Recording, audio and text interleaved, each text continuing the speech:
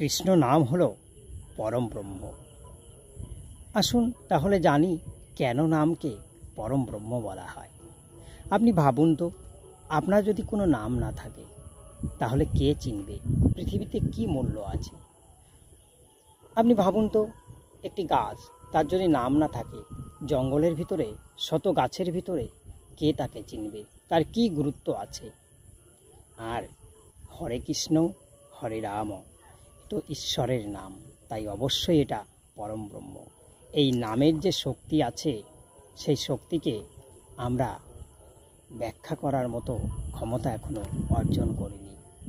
তবে কৃষ্ণ নামে আমাদের মনকে, আমাদের আত্মাকে শুদ্ধ করে। কৃষ্ণ নাম আমাদেরকে সঠিক পথ দেখাতে সাহায্য করে।